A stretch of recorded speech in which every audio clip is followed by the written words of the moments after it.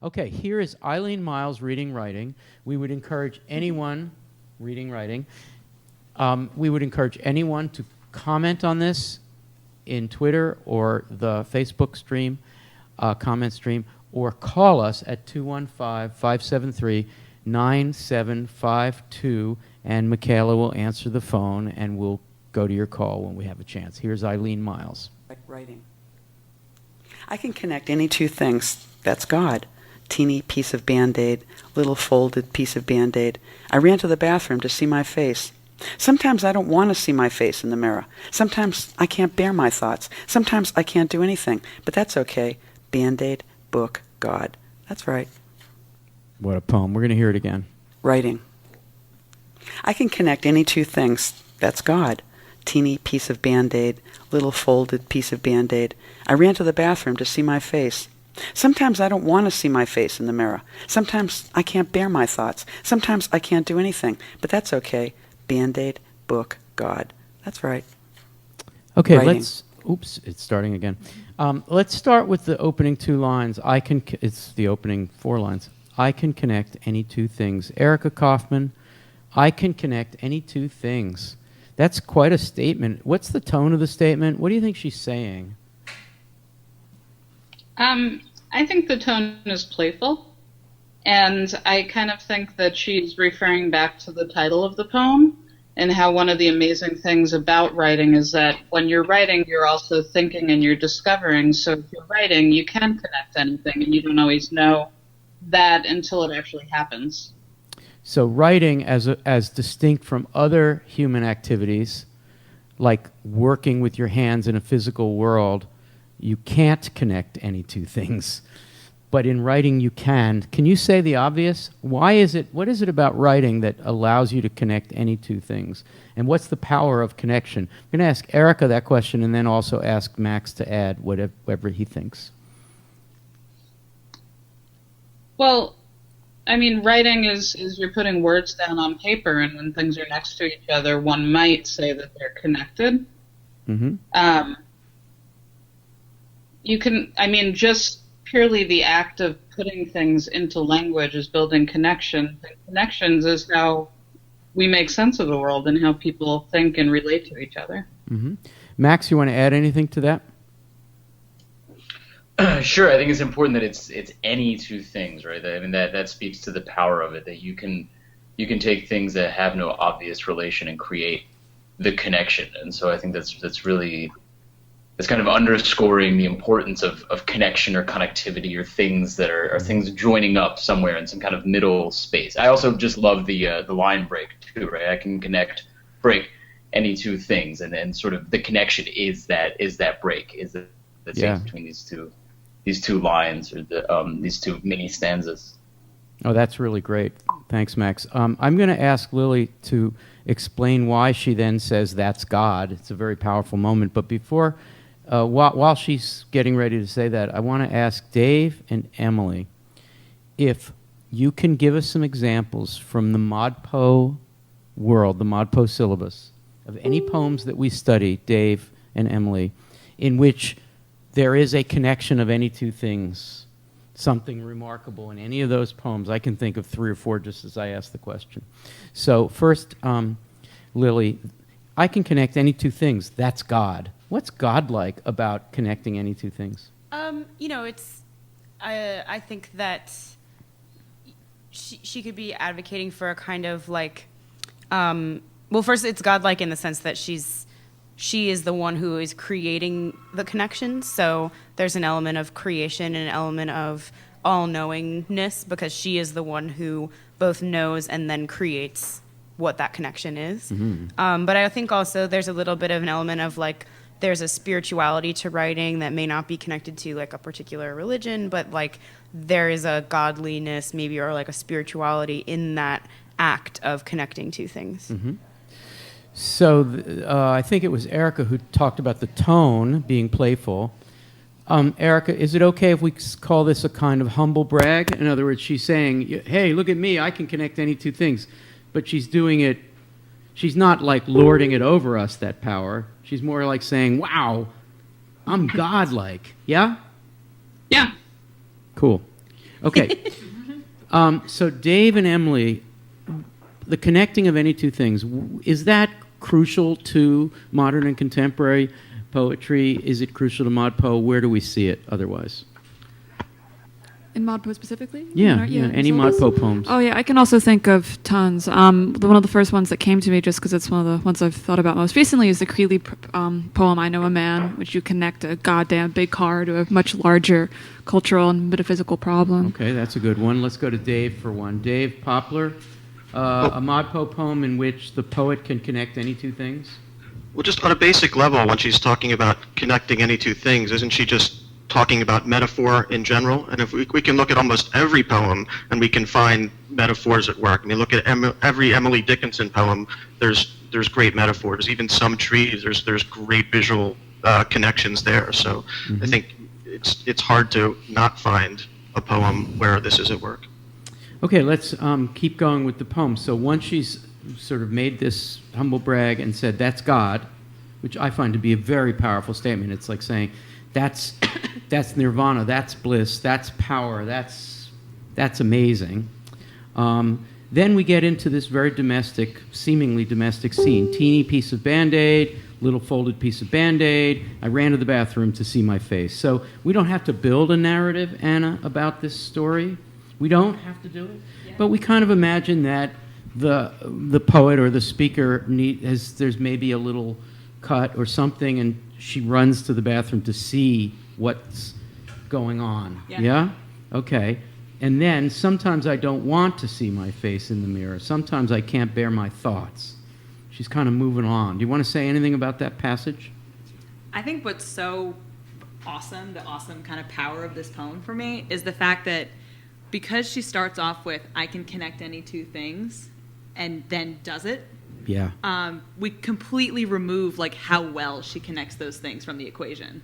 Yeah. It's not actually about like the value of like, well, did she actually connect these two things that well? That's no longer part of it. So like you said, we can build a narrative out of this.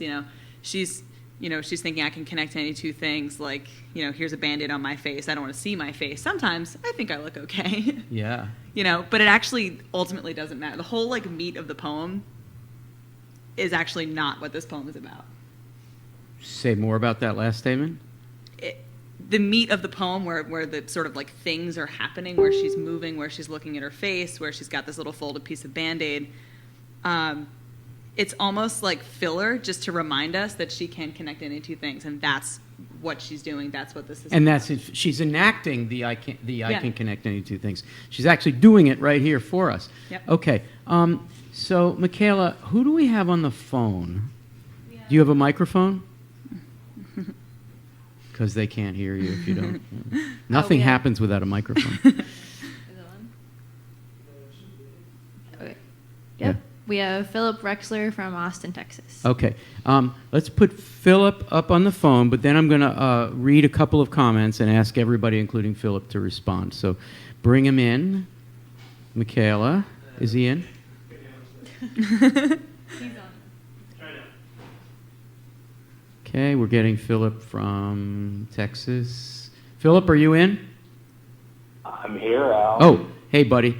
So what I'm going to do, Philip, if you don't mind waiting for a second, what I'm going to do is I'm going to read a few tweets and a few comments on the Facebook page, and then we can all take turns responding to any of those, and Philip will give you a chance. I know you had a question, but I'm preempting that. I'm going to ask you to comment. I do have something specific to share, but I want to share it, but I'll comment on yours too, Al. Okay. All right, so Greg Wass in the Facebook group writes, writing poetry is about the act of making connections and creating a reality. Indeed, the essence of creativity is making unexpected connections. I'm reminded of what Wallace Stevens said, after one has abandoned a belief in God, poetry is the essence which takes its place as life's redemption. The act of poetry is a sacred process, even in the small details of the world, such as a Band-Aid. That's right, Eileen Myles. And Muhammad Egpel, and I'm sorry, Muhammad, for mispronouncing your name if I've done that, says it's like there's only one truth in the whole world, so everything's connected, which is getting to the whole question of of God again. And Carol Stephen, a dear veteran of ModPo, is saying she lost the sound on Facebook. So she went over to KWH-TV. I don't know if others have had that experience. Jeremy Dixon, hello, Jeremy. Or is God a teeny piece of Band-Aid sticking two things together? Lily likes that, so she's going to comment on that. Sanjeev says, was thinking what Dave Poplar said, connecting any two things is a metaphor. Alana Shaw says, hello, Alana, says, love goddamn big car mention. T says, I can connect any two things. The I as a conduit, the speaker I, as a conduit that allows two things to connect. Joy Rethke, whom I know from Los Angeles, writing on the page, we're God, at least for the moment. And I think that's it for now. So let's start with, Lily, you were nodding at one of those things. Let's start with you, then turn to Philip and see if anybody else has some comments. And then we want to get Jake Marmer in too. Oh yeah, I just like what Jeremy said about God being the teeny piece of Band-Aid, or like, I think also he's just kind of picking up on the interesting juxtaposition between something really big and magnanimous and huge like God, counterposed with something like a teeny piece of Band-Aid, which is just like, I think of it as just like detritus that would be in like your purse or your pocket or something. But I think like, to me, this poem is kind of this, even though we said we don't have to read a narrative into it, I think of it as like being out somewhere or being somewhere and feeling a little bit anxious, because you definitely see the growing anxiety with the sometimes checking your stanzas. face in the mirror is typically, at least for me, a very anxious activity. Yeah, and so I think of like, something when you are feeling anxious, like finding something that grounds you. And so I think for her, she's kind of like finds this teeny piece of Band-Aid, and it reminds her all over again, like, I might be losing control, or I might not know what's going on, or I might be, my head might be reeling, and I can't stop my face from appearing in the mirror when I look into it, but I've got this like process that grounds me of connecting things like Band-Aid's book and God. That's so great, Lily. And when we get to the end of the poem, we're going to be turning to what the poet does in these moments of anxiety. And we already know from the beginning what she's able to do, and then she's able to do it again. And by the way, at least in American English, Band-Aid is typically, like as in Band-Aid solution, is typically a negative, insufficient thing. That's the idiom, a Band-Aid solution.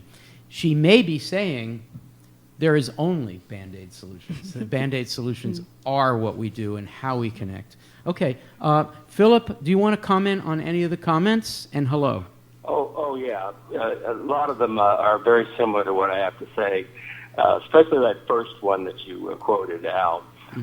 This is one of those moments, Al, when the cosmic tumblers align, because I'm going to my book club tonight on Brene Brown's Rising Strong. And here's what she says in the last few sentences of the last chapter of the first chapter, under the subheading, Rising Strong is a spiritual practice. Storytelling and creating can be spiritual practices because they cultivate awareness. While these activities can be spiritual practices, it appears that rising strong after falling must be a spiritual practice. Rising demands the foundational beliefs of connection and requires wrestling with perspective, meaning, and purpose.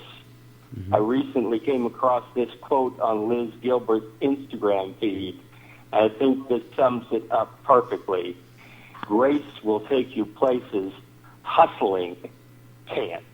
Yeah, good. That's very good. Well put. Yes. Thank you so much. That's fantastic. That's it. Good. Thank you, Philip. Thanks for calling. Okay. Very good. Talk to you next time. Bye. Bye-bye. 215-573-9752. Jake Marmer, before we move to the next and final section of the poem, what do you have to say about any of this so far? And when you're writing poetry, I know that you can connect any two things because you're improvising most of the time. Yeah, good call. I'm wondering, what are the two big things that Eileen Myles is connecting in this poem? And Anna sort of alluded to this. Maybe this moment of the narrator running into the bathroom and then just like watching her face in the mirror. Maybe that's an example of something that she's using to connect to seemingly disconnected things. Yeah. But I keep feeling like there's something bigger at play here, some other two big things that are being connected here, and I'm wondering what it is, whether it's the Band-Aid and God, or the metaphor and God, writing and something of that caliber.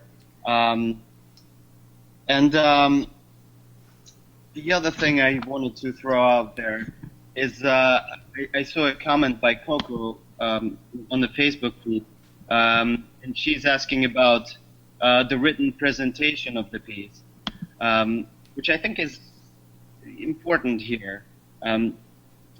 Those little stanzas, just two-liner stanzas, that's how she starts. Max mentioned it.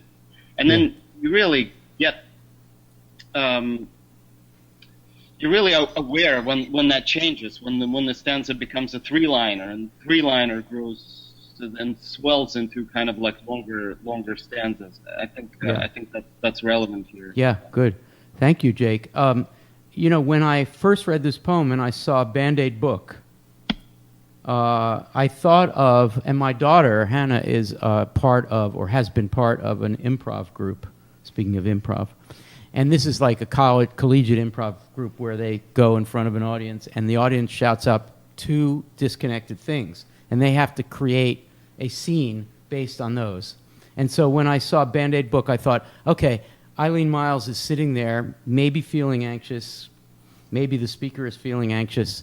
The poem is called Writing. The question is, can she make a poem out of such a thing? And in a way, somebody in her head, the improv God inside the poet's head says, Band-Aid book, can you put those two together? And then she does. And of course, interestingly, in the second to last stanza, it's Band-Aid book God. That's right. So let's move toward the toward the end. At a party, Frank O'Hara at a party being challenged to stand up at a typewriter table and just do something. I think there's something about that here, but more because it's a meta poem, because it's about writing. So Mike will get to you in a second. Yep. Okay. So sometimes I don't want to see my face in the mirror, anxiety. Sometimes I can't bear my thoughts, greater anxiety. Sometimes I can't do anything. So basically, her anxiety has caused her to be paralyzed. But that's okay. So let's look at but that's okay. Emily, be as simple, Emily and then Max, as simple as you can in that turn. Describe that turn, but that's okay.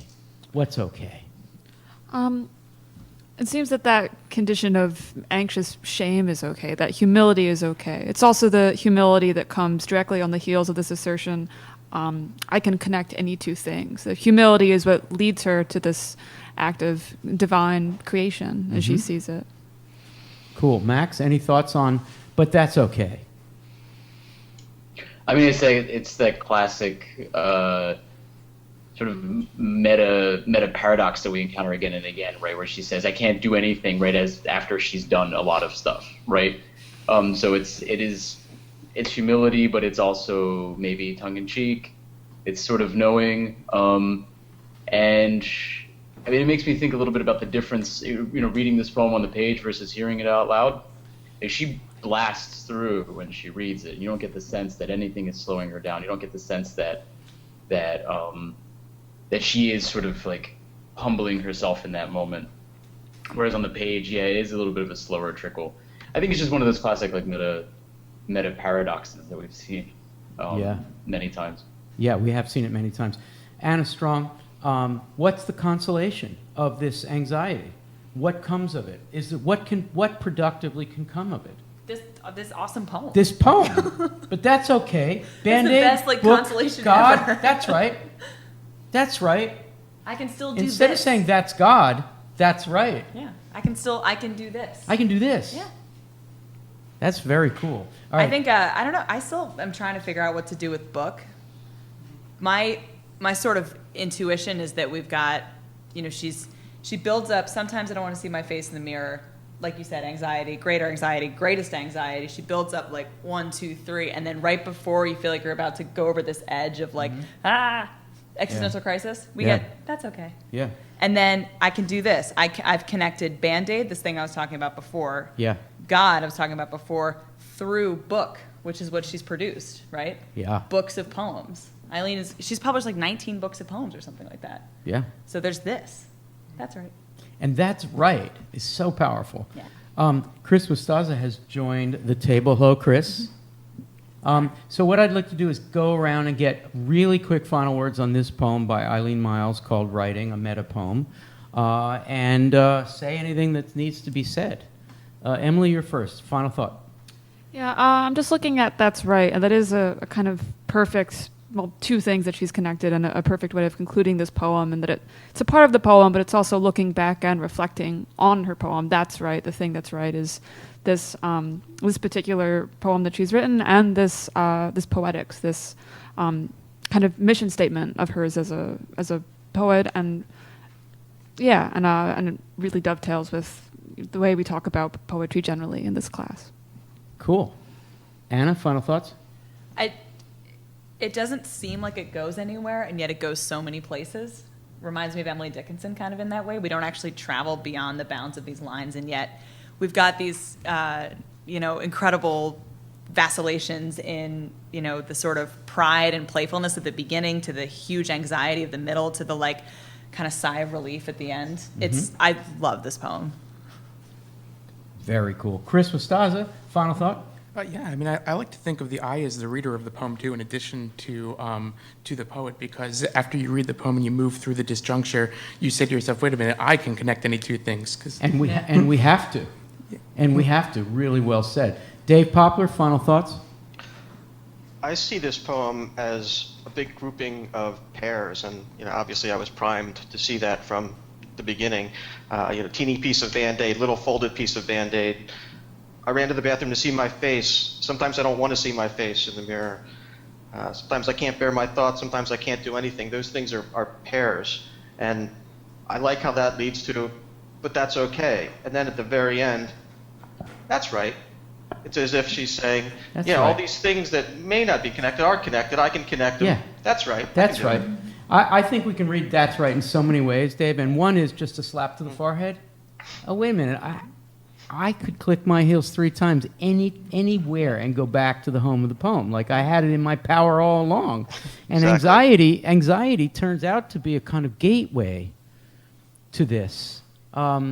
Magdalena Brzezinska, who's joined us in the Facebook group feed, writes, anxiety connecting one meaning us, to the act of creation. Interesting. And T tweeted also, hearing Myles read, that's okay, that's right, is self-awareness, but also self-assurance, which gives me comfort. Yeah. That's so great. Oh, that's very good. Okay, yes, so Jake Marmer, final thoughts on this? I don't think it's a definition poem, meaning here's what I think writing is. I think it's very much a process poem, and maybe because, we've been throwing around the word improvisation a lot, it feels to me like she sat down and the process was happening. I can't connect any two things. Here's me sitting down to write, and in the moment of writing, here's how it unfolds. Yeah. In other words, she didn't set out to define what writing is. She sat down to write. She sat down to write. We had Eileen Myles here this spring, and one of the things I think we all realized was she stood for this idea that when you sit down to write a poem about content, you might be able to do it, or you might not. But if you sit down to write, you will be able to do it, because the worst, and indeed the best, is to be able to write about the fact that you're having anxiety about writing, and then you've written. And that's right. That's all you need. And that's not only the power of improvisation, but the power of believing in yoking dissimilar things and producing a third thing which is not the same as those two things. And that is the result of that improvisation. And Chris Mustaza is right. We have to actually figure out, okay, Band-Aid book, what's the connection there? Oh, we've done it. We do it too. Okay, Max McKenna, final thoughts. It reminds me of the Wheelbarrow poem by Williams a lot because of the way it looks, but also because of what it's doing. I don't think that it's quite this. I don't think that's quite a poem of accretion. It's not this like these clauses depending on each other, but rather it's something more lateral. But the idea is the same. I think that she's kind of putting things together. Maybe not in such a clear vertical way, but more horizontal way. Although the shape of the poem on the page would lead you to think that it's sort of vertical. Well put. Before we turn to Erica for final word, just to cite some people on the Facebook page. Mariah Zilberberg writes, as Joan Didion says, and I paraphrase, I write to find out what I'm thinking. Yes. Meredith Lederer, one of our community TAs, writes, write, R-I-G-H-T, equals write, W-R-I-T-E. And that was kind of implicit in our conversation, but I don't think anybody spelled that out. So thank you, Meredith. And Dave Poplar's mom, Eleanor, writes, I agree with Max. You notice she didn't say I agree with Dave. I agree with Max. The poet's speaking this poem produces a different result than the reading of it. She performs with a sort of cockiness, knowing she can get through the day. Yeah. She has the godlike power of creation after all. Erica? Yeah. Final thoughts? Final thoughts. I love this poem so much, and it feels very much like a manifesto poem to me, but not just a manifesto about writing. It reminds me of like the things that I wish I could actually remember to say when I'm working with teachers or when I'm working with my own students, which is that you have to just let yourself make the connections that you make as a reader or a writer. Yeah. Or as a reader of poetry, you can't necessarily go in thinking that there's one exact meaning. You have to open yourself to the different connections that you make through the act of engaging with a poem. That is such a great way to end this conversation about this poem, and I think it is. This poem has the potential to be one of those anthemic ModPo poems, a poem that really tells us a lot about what we do and what we stand for and what we